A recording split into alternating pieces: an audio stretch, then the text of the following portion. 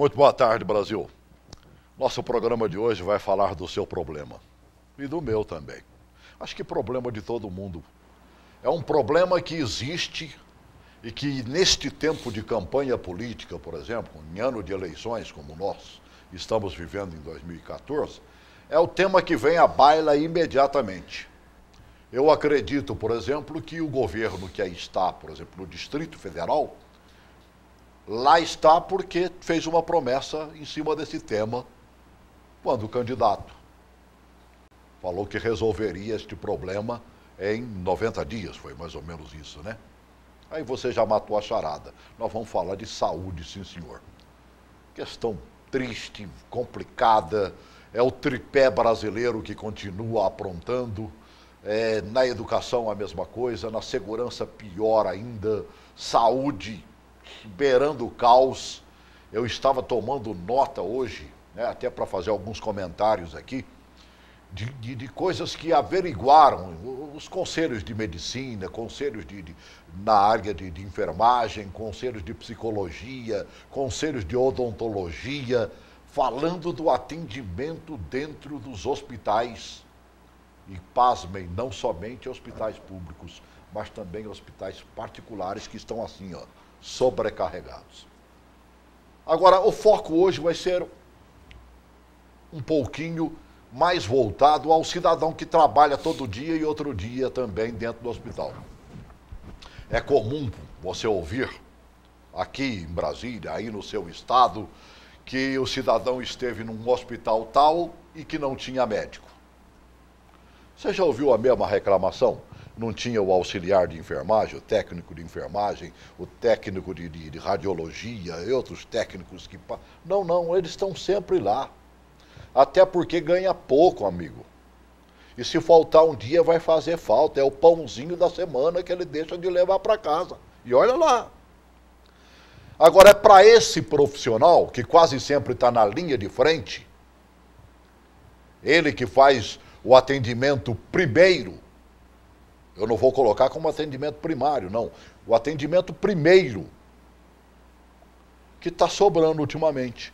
É comum se ver, se ouvir e se registrar, através da mídia, na imprensa, agressões sobre esses profissionais.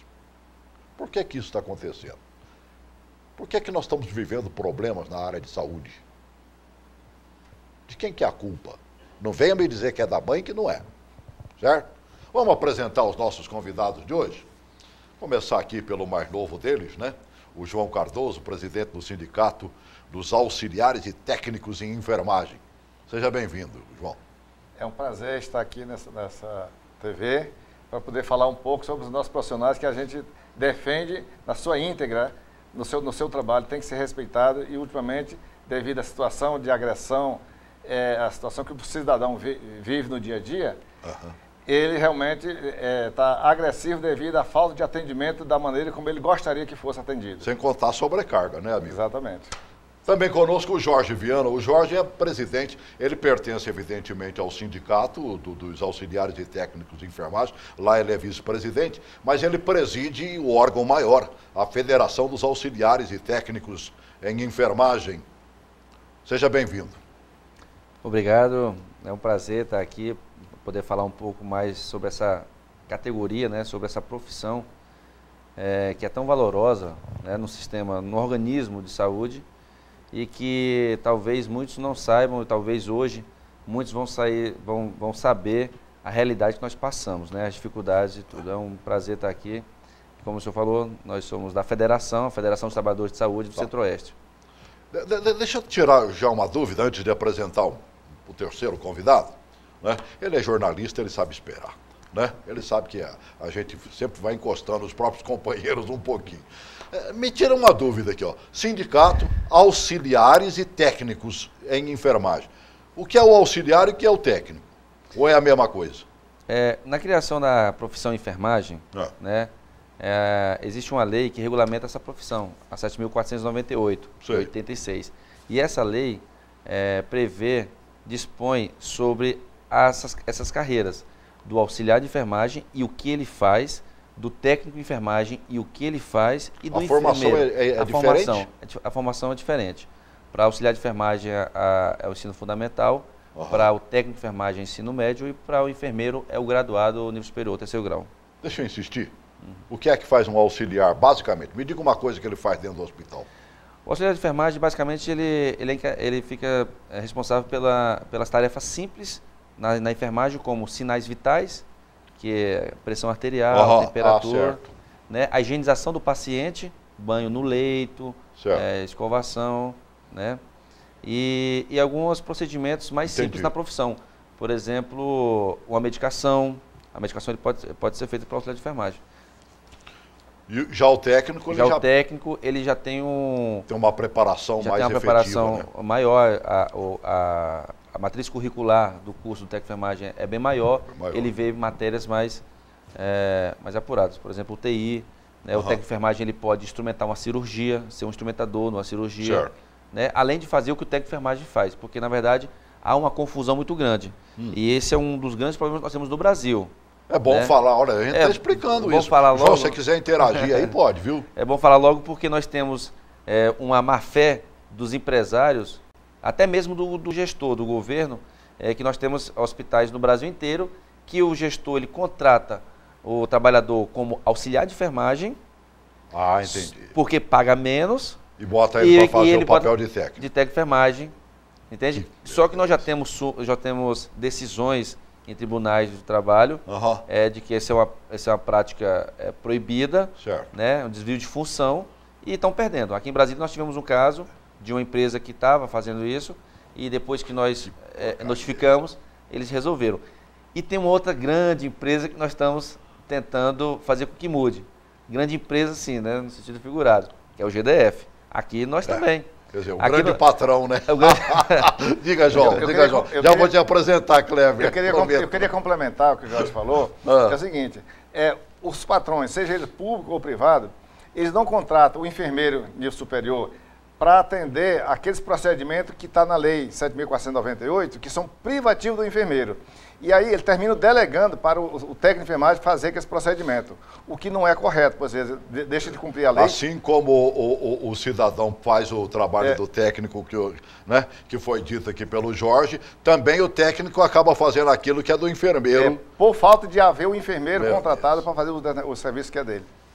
Tá bem.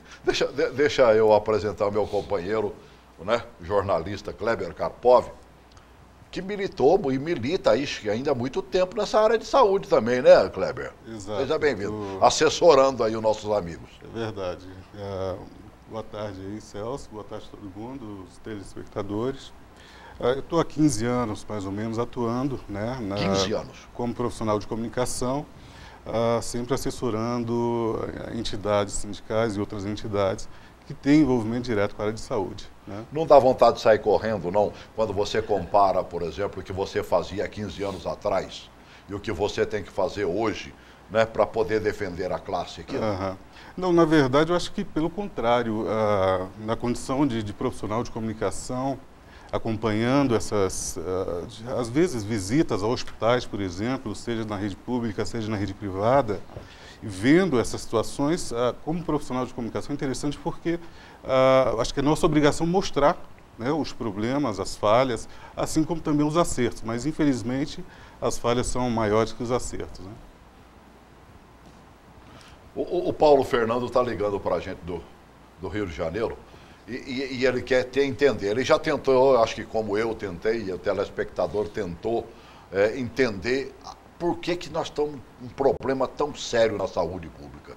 Né? E quase sempre a gente só lembra do médico, né? E esquece do trabalho que tem lá atrás. Por quê? Por que está tão precário desse jeito? Irmão? Olha, são várias razões para estar essa precariedade. Uma das é a falta de gestão dos responsáveis pela a condução da administração da saúde, seja pública ou privada. Sim. No caso da saúde pública, a situação é mais precária, porque muitas vezes a questão política interfere na questão administrativa e aí envolve toda a questão de contratação de profissionais, as condições de trabalho, enfim, todo um processo que deveria estar bem administrado, bem organizado e não está. Falta equipamento, falta recurso humano, falta praticamente tudo. E a enfermagem brasileira, ela praticamente improvisa tudo. É o profissional que está na frente para atender o cidadão. E tudo que ele pode fazer, ele faz para atender melhor, mas muitas vezes improvisando por não termos material adequado, tanto quantitativo de pessoas, quanto material para atender bem o cidadão.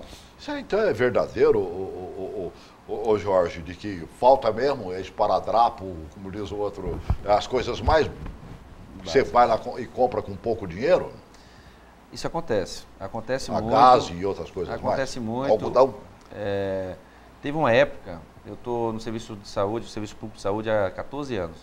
E teve uma época, assim que eu entrei, nós tínhamos que colocar o esparadrapo no cadeado, na corrente. Você colocava o esparadrapo na corrente porque faltava o esparadrapo e na falta o que vinha tinha que durar ali um tempo. Então só ele estando ali guardado naquele lugar que poderia durar um pouco mais. Mas aí, Celso, a gente tem que fazer uma reflexão bem mais ampla do que está acontecendo no sistema de saúde. Por não. Eu diria que um dos fatores que contribui bastante para que nossa saúde esteja nessa situação também seja a comercialização do produto saúde. Porque como uma concessão, digamos assim, da Constituição Federal em deixar a iniciativa privada ela tomar conta, né? Você abre precedentes. Né? Então, eu acredito que essa comercialização, tanto nessa venda de saúde, nessa promoção de saúde, quanto a educação da saúde, que é outro fator que a gente não pode fechar os olhos, o que está acontecendo no Brasil, né? Que nós temos várias instituições pensando apenas no lucro e estão formando profissionais assim de qualquer jeito. Isso não é só no nível médio, nós temos relatos de vários profissionais, tanto de medicina, escolas de enfermagem, escola técnica de enfermagem, escola técnica em laboratório, radiologia, porque está se tornando uma coisa muito rentável, muito lucrativa. Então, nós, por exemplo, aqui em Brasília, nós temos um trabalho nas escolas. É uma área que realmente dá dinheiro, mano. Dá dinheiro, em todos os aspectos. Né? Não existe um que comece e ela abre o leque, inclusive, para os outros faturamentos. É a quantidade de farmácia que nós temos em cada cidade brasileira. Se sair da porta da minha casa e tropeçar, eu passo por 5, 6 farmácias sem andar mais do que 200 metros. Essa é a grande verdade. Só colado no meu prédio, uma no meu prédio e outra no prédio na frente, são duas. Aí você anda mais 100 metros, tem mais uma, depois tem mais outra e tem mais duas logo abaixo. Então é complicado. Amigo. E não pode esquecer que isso é dever do Estado. Olha para você ver a situação. Nós temos aí a Constituição que garante o direito do cidadão na saúde. Verdade. Em todos os aspectos. Bons tempos aquilo que a Constituição era cumprida, né, amigo? Não só no atendimento, mas na medicação. Então, o Estado é responsável por esse fornecimento de medicação. Então, não era para ter tanta farmácia, mas alguma coisa está errada. Para você ver que tem tanta farmácia assim, é porque nós temos pouca medicação sendo fornecida pelo governo. E a grande verdade não é só isso. Você não vai lá só para pegar o remedinho do diabetes, da hipertensão, que geralmente são gratuitos, e mais uns 2 ou 3 que são gratuitos, né, que você pode pegar na farmácia popular. Mas o grande problema, amigo, é a falta exatamente de atendimento básico cá embaixo. A prevenção na área de saúde não tem mais. E aí o cidadão, quando chega no hospital, Kleber, ele já está, como diz o outro, dobrando o cabo da Boa Esperança, como diz lá na minha terra, não é não? É verdade, é verdade. Essa é a grande realidade. Agora, como é que a gente sai de uma dessas? Olha, eu acho que uma coisa que precisa ser feita é rever o conceito, é mexer na base, na estrutura. Né? Nós tínhamos, por exemplo, situações, que o Jorge colocou aqui, de pessoas que você traz para conduzir um processo de gestão que não estava ligado, por exemplo, à saúde. Então, você tinha, por exemplo, situações de um ministro da saúde, né? Que não tinha formação. O famoso cabide de emprego, não tem onde colocar, coloca onde tiver uma vaga. Aí o cidadão é habilitado, talvez tenha trabalhado na construção civil, exato, mas a vaga é na área de saúde, não, vai lá mesmo. Então, meu Deus do céu. Exatamente. Temos que acabar com isso, né? Agora, eu sei que vai ser difícil. Mas a saúde sempre foi e sempre será o carro-chefe de qualquer campanha. Qualquer cargo eletivo que queira se eleger, ele vai prometer a saúde, porque a saúde É tudo que É a o gente bem quer. maior que a sociedade tem. O bem E maior lá que a onde não sociedade há prevenção, né, a área de saúde só tem doente. só tem doente. E para você chegar para esse doente e falar assim, olha, você vota em mim, que eu vou arrumar essa saúde, ele vai votar, porque é o que ele mais quer. Ele não quer nem tanto comida, ele não quer nem Verdade. tanta educação, ele quer saúde, porque nenhum cidadão consegue ver o seu filho passando mal, sem que ele fique desesperado. Você pode ver seu filho sem educação, você pode ver seu filho Essa é a verdade. sem qualquer estrutura, mas quando está doente, você perde todo o seu... Você perde a dignidade. Olha, a gente atende hospital particular, hospital público, e você vê lá o cidadão, se você pedir para ele tirar a roupa e deitar no chão, ele tira a roupa e deita no chão, porque ele quer tirar aquela dor, ele fica Deus. tão sensível amigo. que o que a gente O que falar, ele mandar faz. fazer, ele faz. Isso é perder dignidade, entende? O cara deita em cima de uma maca sem Simples colchão. fato de deitar no chão já é uma falta de, né? Então, Meu Deus. Olha, a Mariana, enfermeira em Belo Horizonte, deixou na ligação que ela fez uma colocação, questão da agressão. Ela já foi agredida, já viu companheiros serem agredidos. Quer dizer, então isso não é um modismo só daqui, é um modismo que está acontecendo, um mau modismo que está acontecendo no Brasil inteiro. Diga. Isso aí já ocorreu no Brasil todo ao longo da nossa história. Já ocorreu em duas situações, o cidadão leva arma para atirar no médico. Houve dois casos, anos atrás, onde o médico foi baleado no hospital de base, no ambulatório do hospital de Me base. recordo disso. Ou seja, eles ficam tão indignados, eles querem um atendimento e o atendimento não é adequado, ou seja, não tem atendimento para todos e o cidadão fica agressivo. E aí acha que o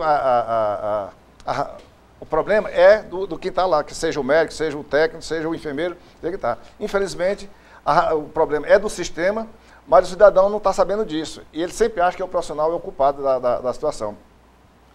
Em Brasília, e em todas as chamadas região polo, tem um problema sério. Brasília, por exemplo, nós temos o nosso entorno aqui, que são em torno de 28 municípios.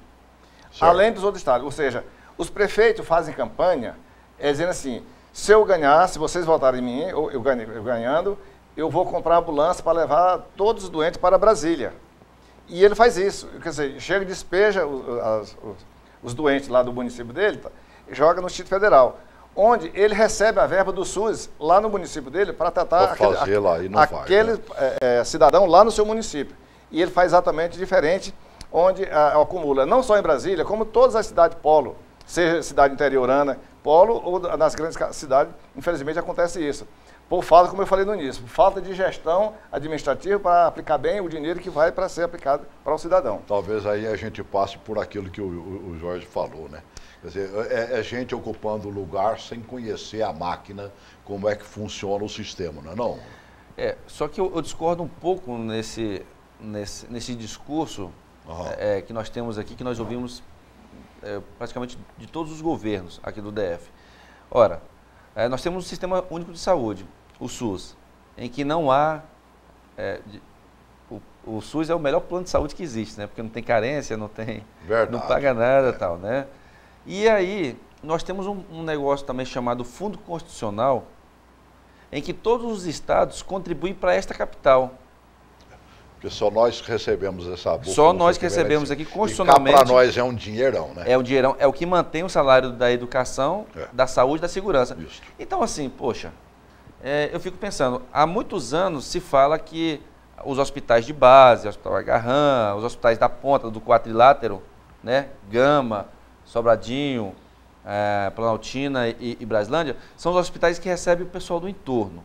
Ora, há quantos anos nós sabemos que esses hospitais, eles recebem esse pessoal? Esse pessoal que é usuário do SUS. Esse pessoal que também paga um imposto e que eles são menos favorecidos que nós da capital federal, porque nós temos também o Fundo Constitucional que vem do estado deles. E outra coisa, pelo Sistema Único de Saúde, se eu estou lá no Maranhão, eu sou atendido, aquele repasse daquele atendimento vai para o Maranhão, não vem para Brasília, porque eu fui atendido lá. Eu sempre joguei com as autoridades de saúde do Distrito Federal uma questão que eu vejo acontecendo no Brasil inteiro e que é de direito e que nós aqui simplesmente não cobramos. Você, para encaminhar um doente de Brasília para fazer um tratamento fora de domicílio aqui, vamos dizer, ele vai ser mandado para São Paulo numa questão cardiológica, como eu já vi gente sendo encaminhado. Câncer, nós tivemos um período em que tivemos mal das pernas em Brasília, a gente mandava os nossos doentes para Goiânia para fazer tratamento, mas esse doente só seria atendido lá se chegasse com uma carta na mão de encaminhamento do SUS. Ou seja, ele seria atendido lá, mas o dinheirinho que teria que vir para cá ia para lá. Não é mesmo? É. Aí Brasília não cobra isso. Aí o cidadão, se você chegar agora no hospital de base, que é o principal de Brasília, você vai ver N ambulâncias ali encostadas dos mais diversos municípios, que antigamente era de perto e agora são de cada vez mais longe, trazendo gente e não vem nenhum com encaminhamento. O prefeito mama todo o dinheirinho que seria para a saúde para poder fazer outras coisas na sua cidade. Quem é que está de... Oi, Marileide, boa tarde. Diga, você está em Campo Grande, querida? Um abraço. Eu moro aqui em Campo Grande. Eu queria Pois não. participar aí com vocês, falar que eu estou com 3 anos que eu estou com um filho no pé. Sim. E eu fiz em São Paulo.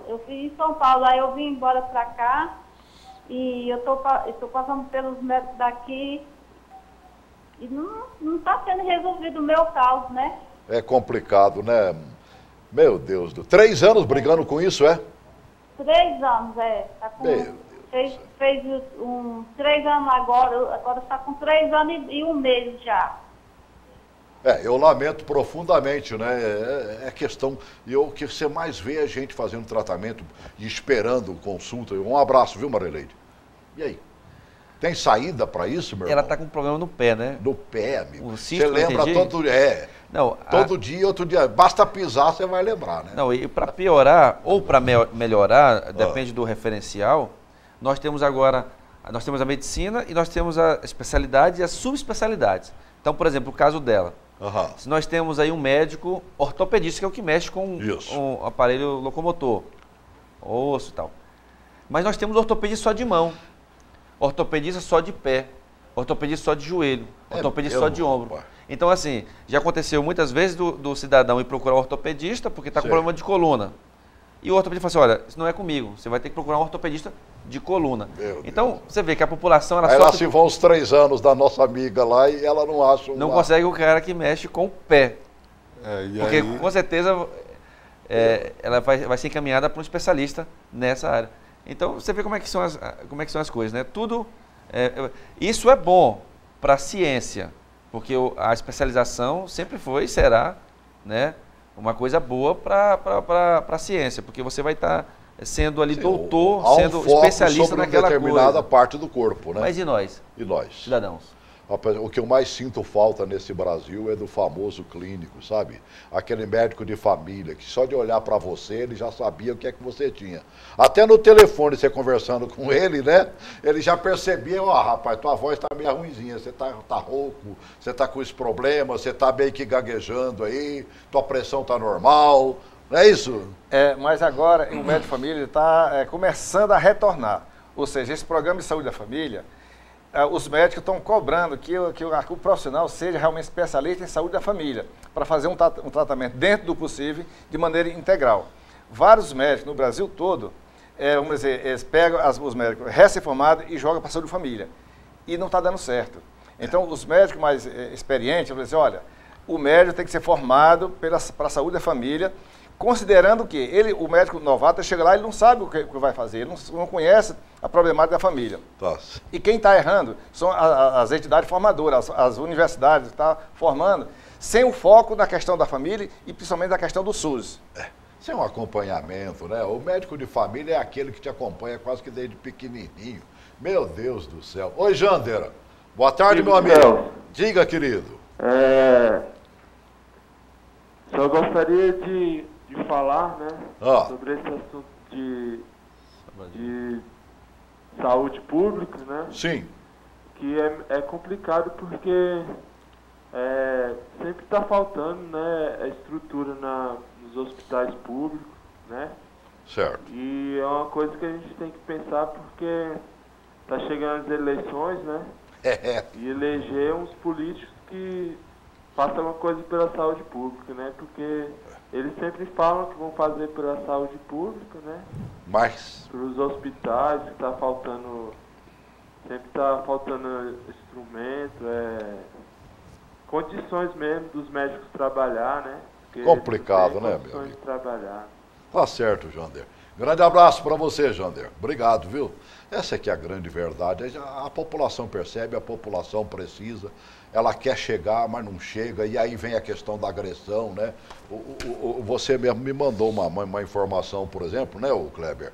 Que é no dia 1º de março, diretoria do Sindat foi chamada a unidade de pronto atendimento do Bandeirante, né, Núcleo Bandeirante, por causa de uma tentativa de agressão. Exato. É complicado isso, né? De um dos servidores. Então, o Celso, você tem um panorama que é bem interessante, eu acho que tudo é causa e efeito. Você viu o comentário da senhora agora há pouco, olha, estou com um problema no pé e estou há tanto tempo tentando resolver esse problema. O que você tem, de um lado, é uma população que não aguenta mais aguardar meses, às vezes anos, por um procedimento cirúrgico, por um atendimento. E, por outro lado, você tem os servidores que estão ali, os atendentes, os auxiliares, os técnicos na linha de frente, né?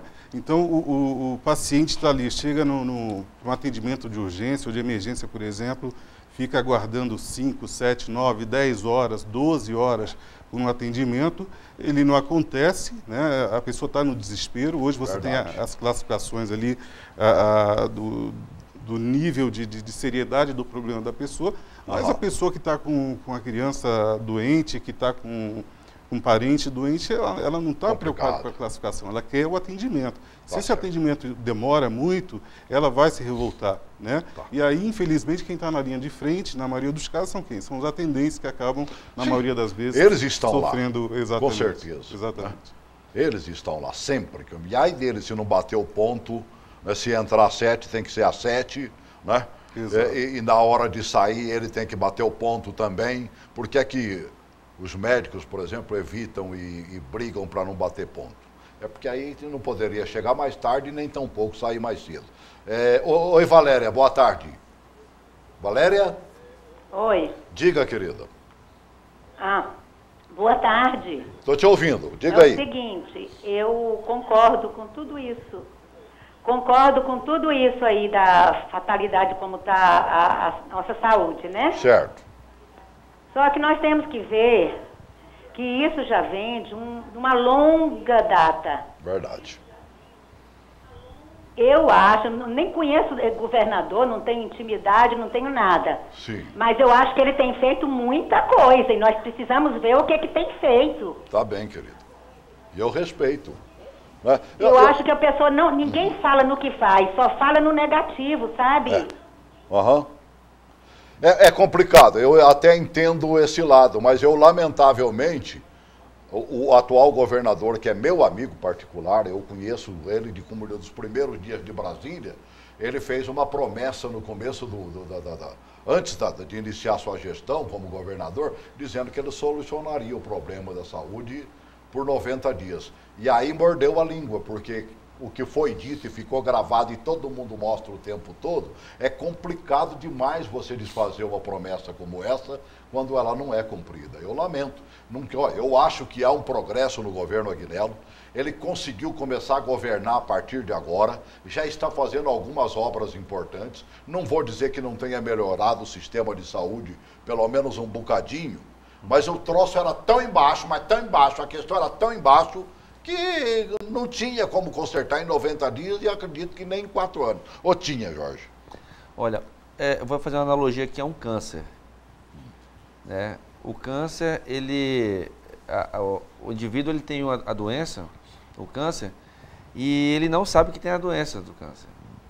E quando ele descobre que tem a doença do câncer, é onde ele começa a piorar mais ainda. E quando você começa a tratar o câncer, é que ele avança mesmo, para depois você tratar. E aquele câncer que você consegue tratar, não eliminar 100%, mas consegue tratar, né? Você vai melhorando gradativamente. Ou seja, a saúde do DF, eu considero até como se estava um câncer. E que esse câncer está sendo tratado. Lógico. Estão dando a quimioterapia ou a radioterapia necessárias. Né? Talvez necessária não, mas estão fazendo um tratamento. E a gente está percebendo agora esse tratamento. Então, assim, nós temos algumas coisas que avançou e outras coisas que não avançou. Eu vou falar uma coisa aqui do governo Agnello que avançou e muito bem. É bom que você diga, porque ultimamente nem o pessoal do PT está conseguindo. Eu não consigo trazer, tirando o Chico Vigilante, eu não trago um cara ou uma pessoa do PT para falar aqui, ó. Né? E eu gosto, eu sinto bem quando eu vejo que o meu amigo conseguiu fazer alguma coisa. Eu vi, nós percebemos, eu como usuário também do sistema de saúde, eu vi a farmácia de alto custo. Eu não sei se você lembra. Não, é verdade. Não sei se você lembra, mas antigamente. Você, para conseguir um remédio lá, você tinha que ir para a justiça. De madrugada. Para o Ministério Público ali. Exatamente. E olha lá, hein? Só que não melhorou 100%, mas melhorou, porque descentralizou. Descentralizou e parou de ter televisão para a farmácia de alto custo. Eu falo isso porque minha mãe é usuária e ela precisa do remédio. E eu ficava na fila ali de madrugada, aqui na Asa Sul, para pegar o medicamento. Hoje não, hoje já pego na Ceilândia, não tem fila, tranquilo. Verdade. Porém, falta medicamento. Verdade. E a gente tem que usar, é um direito, o cidadão paga todos os impostos do mundo, tem direito. Eu pego na farmácia popular, por exemplo, os meus medicamentos. Eu pego. Na área de diabetes, que é o que mais pego lá, da insulina ao comprimidinho e tudo mais, ora, é um direito que eu tenho, né? E eu vou e pego. E eu aprendi isso, inclusive, com o Chico Vigilante, que teve um dia comigo aqui. Falou, rapaz, você não pega por quê? Eu falei, eu nem sabia, falta de informação, sobretudo. Diga aí. Eu acho que o governador, quando na campanha, eu acho que ele subestimou o problema da saúde. Agora, para mim é estranho, porque ele é um profissional de saúde, sempre trabalhou na saúde, um médico, um cirurgião de grande respeito, e ele conhecia a saúde como todos nós. E acho que ele subestimou, não sei se por questão de campanha, ou se realmente ele não conhecia. Quando ele falou que ia resolver o problema em 90 dias, e ele seria o secretário de saúde, além de ser governador, eu acho que ele cometeu um exagero na maneira de como ele colocou. E por isso que nós cobramos tanto dele, porque... A culpa não é nem dele pessoalmente, isso é culpa dos marqueteiros. Ele não poderia ter feito essa promessa da maneira que ele fez. E aí, realmente, agora ele está sofrendo as consequências, porque a população cobra. Olha, o cidadão que for ser candidato, ele tem que procurar o que a gente chama de marqueteiro para fazer a campanha dele, que entenda do riscado que o cara faz. Aí eles pegam um marqueteiro que pega no âmbito geral e escreve lá, vou resolver o problema da saúde em 90 dias. O candidato, no afã de ser eleito e de cumprir aquilo que, né, o marketing político está recomendando, fala, e aí, coitado do nosso amigo Agnello, mordeu a língua numa brincadeira dessa. Oi, Siqueira, boa tarde. Siqueira? Alô? Diga, amigo. Boa tarde. Eu queria só, no caso, tentar dar uma ideia para vocês, até para o povo brasileiro, os nossos parlamentares, para acabar com isso, com esse problema de saúde no país. Eu creio que não sei se a minha ideia que algumas pessoas aí dentro do Congresso, dentro da Câmara Legislativa, se eles acharem interessante que... Pois não. Seria interessante que esses alunos, as universidades públicas, que no caso o UNB, grande parte dos alunos das áreas de medicina, da área de saúde, que após o término do curso, ele teria uma obrigação, ou se ele passou 5 anos utilizando a educação pública na área dele, ele trabalhar pelo menos 1 hora eu também acho por isso, dia, cara. ou então por semana, nos hospitais públicos. Tá certo. Seria interessante isso. E outra coisa também, com relação ao repasse de verba, que no caso é concentrado no SUS, seria repassada para os hospitais, a qual atende as populações que vêm de fora. Você falou que no regime militar, né, Brasil militar, existia um encaminhamento dos hospitais para determinados hospitais fora dos locais, dos grandes centros. Eu sou cearense, eu morava em Maranguape, se eu fizesse qualquer assistência médica em Fortaleza, eu tinha uma guia de encaminhamento. E a verba que na época era vinha não sei se você lembra, as verbas que eram destinadas à saúde, eram repassadas para aquele hospital a qual era atendido. O sistema funcionava, hoje está bagunçado. Essa é a grande verdade mesmo, Siqueira. E falo com ela sempre, então com isso aí resolveria o problema de saúde. Olha, eu agradeço você. Seria interessante o sindicato aí Tá bem. Vamos deixar o telefone e os contatos daqui a pouquinho. Outro problema também seria interessante. Opa, Tá bem, Siqueira, eu te agradeço, hein? Essa é a grande verdade, né? Se as coisas... É questão de gestão, meu amigo. Se eu tenho que encaminhar um paciente do DF para ser tratado em Goiânia e tenho que mandar a guia de encaminhamento, porque Goiânia receberá parte do que seria destinado ao GDF, por que não fazer a mesma coisa com essas prefeituras que estão mandando de enxurrada os seus pacientes para cá? E a gente não vai se negar a atender, evidentemente. Mas a partir do momento em que esse prefeito souber que tem que mandar guia, ele vai pensar 2 vezes em fazer o encaminhamento. Tem prefeito que lota ônibus. A prefeitura de Unai, algum tempo atrás, tinha horário certo para o ônibus sair abarrotado de gente para vir fazer consulta no Distrito Federal. Agora terminaram, parece que com ônibus, mas continuam dando dinheiro da passagem. É mais fácil. Vai passear em Brasília e tenta uma consulta. E o pior é o seguinte, não marcam a consulta não, vão para a emergência mesmo. Tem uma situação que me chama muita atenção, por exemplo, na cidade do entorno, Santo Antônio do Descoberto, tem um hospital que foi construído. Enorme, né? Que deveria estar atendendo. Já foi padrão de atendimento médico. Há alguns anos atrás, não querendo te cortar, mas já cortando, viu? Alguns anos atrás eu fui fazer uma questão de saúde lá dentro. Aí ele mostrou para mim, naquela época, que eles atendiam muito mais do que mandavam gente de dentro do Distrito Federal, porque lá basta o corguinho para fazer a diferença ali, né? Passou por lado de cá, já é Distrito Federal. O pessoal que mora por ali todinho ia fazer tratamento lá dentro de Santo Antônio. Agora, lamentavelmente, o sistema lá... Não, mas esse hospital, na verdade, ele não foi inaugurado, é um outro hospital. Eu sei, aquele é grandão mesmo que estão fazendo e que... Exatamente, está abandonado, completamente, né, que as pessoas estão utilizando. E aí você se pergunta, poxa, um hospital que foi construído aí há 6 anos, 8 anos, não sei, por que ele está abandonado e por que os pacientes lá continuam chegando para cá? Tá certo. Deixa eu registrar um telefonema aqui de uma médica, doutora Sônia, ela é médica cirurgiã, está trabalhando há 2 meses aqui no Distrito Federal. E já está pedindo arrego, como diz o outro, já está se mandando, porque o que falta tudo, é uma fartura danada. Quer dizer, a cirurgiã não consegue fazer cirurgia simplesmente por falta de equipamento. Diz ela que não tem, olha, do papel higiênico ao esparadrapo, passando por tudo que você tiver direito, e eu estou falando de coisas mínimas, hein? Imagina o restante. Questão de agressão, por exemplo. Nós estamos recebendo aqui no estúdio também a Váldia Silva Nunes. A Váldia parece que já presenciou, obrigado por ter vindo, viu, Váldia? Você já presenciou questão de agressão, né? Onde foi? Sim, lá no hospital de Samambaia, a gente sempre, levo alguém, ou estou lá, e sempre eu vejo, né, que o pessoal já sai de casa sem paciência, né? Então, a primeira pessoa que eles verem lá, quem é? É o auxiliar, o enfermeiro, uma pessoa da saúde, e já chega com ignorância, realmente, com ignorância com as pessoas. Eles não têm nem culpa, né, do que está acontecendo. Mas a ignorância é muito grande, as pessoas acham que tem que ser mais relevante, tem que aprender mais uma educação. Mas quase sempre o agressor é aquela pessoa que ficou 10 horas esperando por um atendimento médico, né?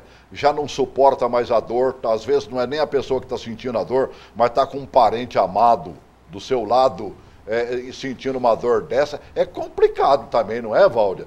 É muito difícil. Eu acho que eu nunca cheguei no hospital para não ficar menos de 10 horas. É mesmo, menina? Nunca, tanto com a minha filha, como com pessoas que eu levo. Então, é difícil. Qual foi a última vez que você foi no hospital, Váldia? Para me consultar, para consultar alguém. Porque para me consultar tem muito tempo. Agora, para consultar pessoas assim que eu levo, acho que tem 3 semanas. Então, eu fiquei... E aí? Você chegou e esperou quanto tempo para ser atendido? Eu cheguei no hospital de base, era 10 horas e saímos de lá 6 horas da tarde. Com uma pessoa que realmente está precisando de atendimento. Então, é muito difícil. Isso estava com consulta marcada ou foi para emergência? Isso a gente está tentando conseguir uma cirurgia, porque ela deu glaucoma e ela perdeu a visão. É uma adolescente com 16 anos. O que é que você acha que está faltando, assim, que pudesse dar uma melhorada para o cidadão que busca o atendimento, hein? Eu acho que ele está precisando ter mais, né, mais auxiliares, mais técnicos. E para eles dar também a eles condições de trabalho, porque não tem. Né? Não tem condições de trabalho. Você vê a falta de tudo no hospital, um hospital grande, de portes grandes, igual o hospital de base, o hospital de Taguatinga, o hospital de Ceilândia. É muita coisa. É complicado demais. Eu te agradeço por ter vindo, Obrigada. Viu? E por ter contribuído conosco. A grande verdade é o seguinte, eu gosto de citar sempre porque há uma preocupação, né? A minha dor de barriga sempre será maior do que a sua, né? E a gente, às vezes, está lá encaminhando alguém da família, quase sempre você está levando uma pessoa querida. É complicada essa falta de atendimento. E aí o cidadão que tem que aguentar o negócio, que está lá no repuxo o dia inteiro, um auxiliar trabalha quanto, ou um técnico trabalha quanto tempo ali dentro? Tem as escalas, né? Ele trabalha 6 horas diárias ou Certo. 12 horas diárias. Ele pode fazer aquela aqui, que ele trabalha um dia, folga o outro e volta no outro. Exatamente. 12 por 36. 12 por 36. No serviço público nós temos uma carga horária diferenciada do serviço privado, mas falando em trabalho do profissional, ele trabalha 6 horas ou ele trabalha 12 horas? Agora, com certeza ele é bem pago. Com certeza não. Não? Caramba. Com certeza não. A gente pode saber quanto ganha um técnico de enfermagem, um auxiliar? Olha, no serviço público, aqui em Brasília, no serviço privado, o piso salarial do técnico de enfermagem é R$ 830. 830.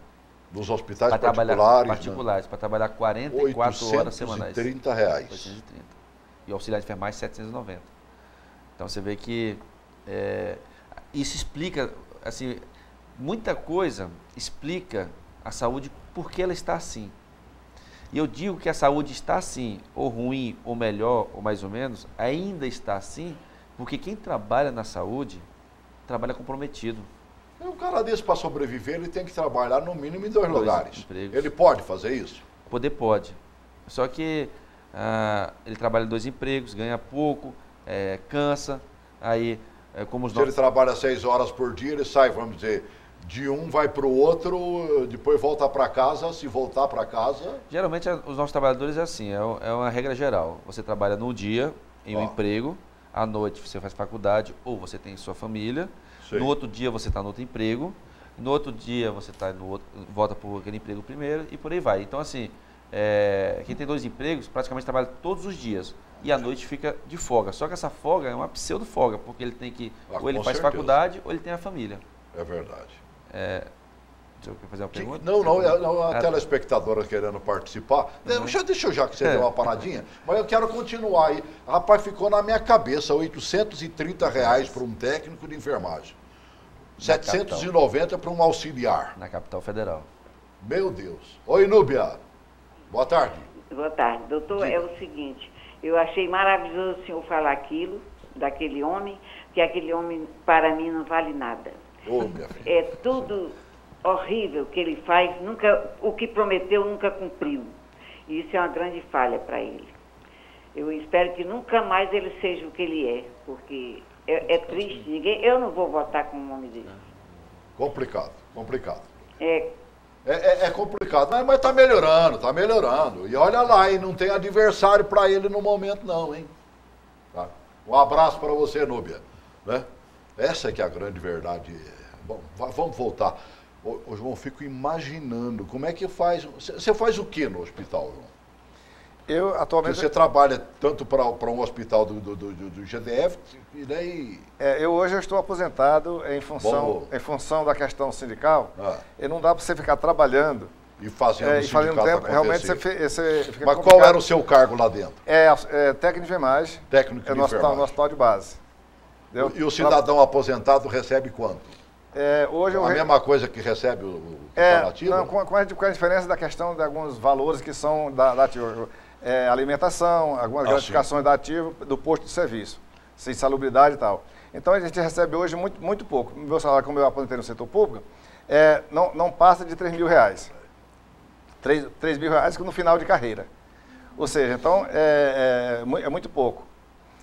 Mas a gente trabalha, como diz assim, pela uma questão, por necessidade e também pela questão de ajudar o cidadão. Ou seja, como foi dito pelo Jorge aqui, a enfermagem brasileira começou como sacerdócio.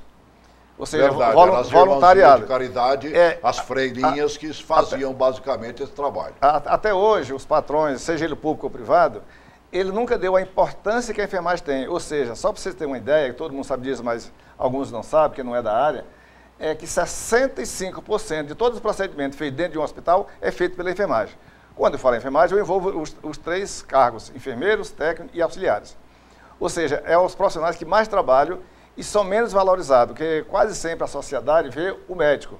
É claro que cada um, o médico é importante, porque ele que faz o diagnóstico, faz o tratamento. Mas após ali, quem continua o tratamento somos nós, da enfermagem. Claro. Portanto, nós criamos esse sindicato exatamente para valorizar, mostrar o valor profissional que tem o profissional de enfermagem, seja de todos os cargos, auxiliar, técnico e enfermeiro. E nós criamos sindicato do nível médio, nós só representamos o auxiliar de enfermagem e o técnico de enfermagem. Exatamente para que esse profissional de nível médio, que é o que mais trabalha, como eu disse no início... É o carregador de pedra. A gente chega a fazer até procedimento do enfermeiro por falta do enfermeiro no setor, porque às vezes o enfermeiro fica supervisionando vários setores e ele não tem condições de realmente realizar o trabalho que é privativo dele, mas o cidadão precisa de ser cuidado naquele momento. E essa é uma razão que nós fazemos com que ele trabalhe mais ainda. O que a gente vai fazer para melhorar essa questão? Porque se melhorar para vocês, o cidadão trabalhando um pouquinho mais contentinho, né? Com certeza vai render um pouquinho mais, ou pelo menos não vai trabalhar tão sacrificadamente, né? O que a gente faz para resolver isso? Olha, primeiro, é uma questão cultural, né? Isso engloba várias coisas. A questão cultural, por quê? Porque é uma categoria que basicamente 90%, em torno de 90% são mulheres. E, como foi falado aqui, é uma profissão que foi muito, no início, uma profissão de mais de se doar, de mais assim, ajudar o próximo. Então não tinha aquela visão financeira, como já os profissionais médicos, os advogados têm uma visão já desde a sua formação. Isso. Então, diante dessa história da enfermagem, nós passamos por esse problema. Só que, atrelado a isso, nós não tivemos, na verdade, representantes, né, que estivessem enganjados nesse processo, para que a gente fosse valorizado. Porque a valorização, ela tem a valorização financeira... Eu me lembro bem, parece que vocês eram misturados dentro de um outro sindicato que representava todo mundo, não era? Na maioria do Brasil, existem sindicatos chamados Sindsaúde, né, que é o sindicato que representa várias categorias no sistema. E aqui em Brasília, no começo, o Sindsaúde, as categorias, vendo a necessidade de ter um sindicato específico para falar a língua dele, começaram a criar sindicatos, como o Sindicato dos Médicos, o Sindicato dos Enfermeiros, como o Sindicato dos Odontólogos, da Radiologia. Então, assim, nós tivemos a necessidade de ter um sindicato. Então, nós criamos o Sindicato dos Técnicos e Auxiliares de Enfermagem. E aí a gente começou a resgatar pelo menos 20 anos de esquecimento, porque hoje o piso salarial é R$ 830 aqui em Brasília, para o técnico de enfermagem. Mas há 3 anos atrás... O que eu estou achando apavorante pouco... Ainda era pior. Era pior. Era pior porque em 2010... 4 anos atrás. 4 anos atrás, que a gente não era o representante de fato de direito, porque a gente não tinha conseguido na justiça, era um salário mínimo. É mesmo? Sempre foi convencionado um salário mínimo para o técnico de enfermagem. Meu Deus. Então a gente ficou muito chateado, né? A gente estava muito chateado, acabou que a gente brigou muito com o Sindicato dos Patrões e briga até hoje. Então, assim, aqui não tem muita conversa com o Sindicato dos Técnicos de Enfermagem. A gente quer que tenhamos um salário digno. E um salário digno não tem um valor específico, porque o que é digno para mim, eu posso viver com 2, 3 mil e viver dignamente, enquanto um que tem 10 mil não vive dignamente. Então, eu quero um salário digno para uma capital federal. Claro. Né, que possa manter aqui meu transporte, de vida nosso aqui, meu aluguel que é muito alto, ou minha prestação, enfim. É isso que nós queremos. Então, assim, nós estamos no ano do Database, em setembro agora da Database, nós iremos novamente buscar junto com o Sindicato dos Patrões, uma boa remuneração para os nossos trabalhadores. E não é só remuneração, porque a gente fala assim, sindicato só pensa em dinheiro. Não, não é. A gente tem outras coisas também que se pensa. Não, o sindicato tem que defender a categoria, amigo. Essa aqui é a grande verdade. Em todos os sentidos. O sindicato mora e deixa a categoria em maus lençóis. A Abadia, para a gente arrematar, nós já estamos praticamente com 2 minutinhos para encerrar só, querendo saber qual é a visão do jornalista e do colega Kleber, né, na questão governo-saúde. Olha, governo-saúde, eu acho que o governo precisa fazer menos discurso. O governo Agnello está tentando fazer isso, como foi colocado aqui. Eu acho que está pecando um pouco. Né? Na verdade, qualquer governo no país inteiro deveria priorizar, e hoje nós temos um tema bem interessante, que é a questão Copa do Brasil e saúde, né? E se investir, a gente ouve falar aqui do padrão FIFA de Copa do Mundo, e a sociedade está pedindo um padrão FIFA na saúde, na educação e na segurança, né? Então, os governos, acho que é um pecado muito grande. Tudo bem que você vai trazer investimento em turismo, mas a sociedade brasileira, ela quer saúde, ela quer educação e ela quer segurança, né? E isso, infelizmente, mesmo no Distrito Federal, que está se tentando fazer alguma coisa, ainda deixa muito a desejar. Olha, o Brasil melhorou muito, né? Vamos dizer, essa é a grande verdade. O que eu achei apavorante, por exemplo, de um cidadão ganhar R$800, né? Mas como disse o nosso Jorge aí, assim, mas ele ganhava um salário mínimo até 4 anos atrás. Então já houve uma melhora. A classe média brasileira inchou e está maior. Por quê? Porque muitos saíram da linha de pobreza e vieram para o lado de cá, e está tendo um bocadinho mais para gastar. Mas, lamentavelmente, isso significa também que nós estamos pagando mais impostos. Porque do copo d'água que você bebe, né, a tudo que você consome, o imposto está lá embutido.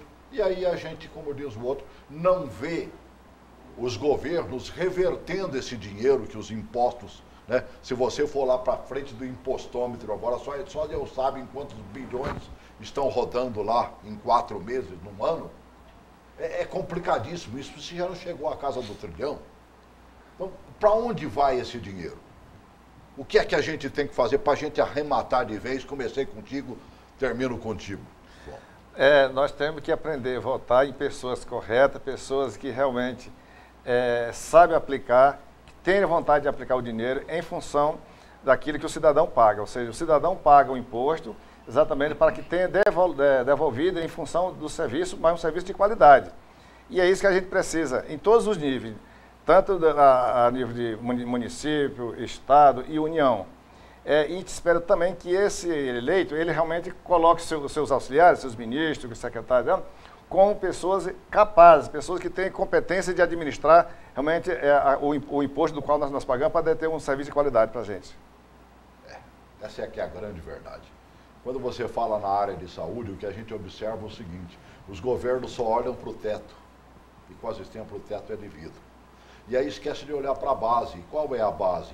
A base é esse técnico que está trabalhando lá, desde a portaria, é o guardinha ou a guardete que está lá para dar segurança e que acaba trabalhando até no atendimento ali, para poder encaminhar as pessoas. Poxa vida, esse povo está lá dentro e fazendo a grande força da saúde no Brasil. Quando é que eles serão valorizados? Quando é que os nossos hospitais, nossos centros de saúde, postos de saúde, terão tudo aquilo que precisa em termos de equipamento, em termos de tudo aquilo que o doutor vai precisar, o técnico vai precisar, né, para poder dar o atendimento, um bom atendimento. Se não pensarmos assim e ficarmos só na história da promessa, veremos passar 4, 4 mais 4 mais 4 mais 4 e somente ficaremos na promessa. Lamentavelmente. Lamentavelmente. E que esses candidatos segurem os seus blogueiros, aí os seus, como é que chama? Marqueteiros, certo? Para que não venham a colocar nas suas bocas, como eu disse aqui, que foi marqueteiro, com certeza, que botou na boca do doutor Aquinello para ele dizer que ia resolver o problema da saúde tão rapidamente. Ele poderia ter dito que faria tudo para melhorar a saúde, mas que levaria muito mais do que 4 anos. Possivelmente a gente estivesse observando só o que ele fez de bom, para poder votar nele mais uma vez e colocá-lo mais 4 anos para concluir a obra. Mas aí ficou a promessa dos 90 dias contra tudo aquilo que deveria ser feito. Se você está achando que eu sou contra o governador de Brasília, não posso ser contra os meus grandes amigos. E ele é um deles. Agora, eu lamento profundamente que a gente paga o preço pela besteira que outros possivelmente fizeram. E aí eu boto a culpa aí no marqueteiro mesmo. E aí culpado também quem rezou na cartilha. Grande abraço.